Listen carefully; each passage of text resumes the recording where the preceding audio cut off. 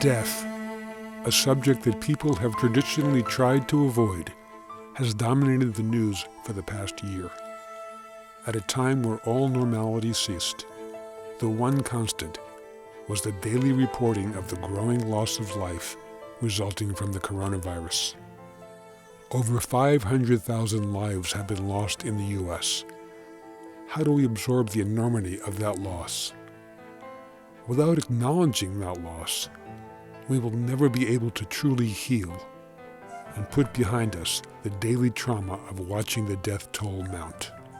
Today we mark a truly grim, heartbreaking milestone. 500,071 dead.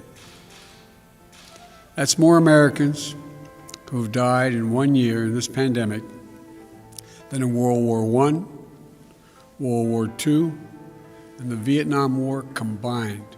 We have to resist becoming numb to the sorrow. We have to resist viewing each life as a statistic or a blur or on the news.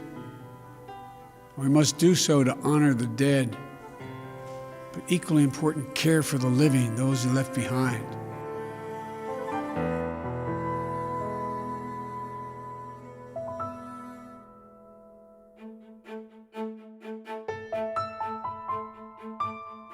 The purpose of Lincoln's Gettysburg Address was to unite the country in acknowledging and giving meaning to those men's lives in defining their deaths as a continuing force in shaping the identity of the nation for which they had died. We have heard no such consolation or explanation relative to our COVID loss. We lack both rituals and monuments to process our grief. Mourning is a process that enables the bereaved to work through loss and adjust to their changed lives.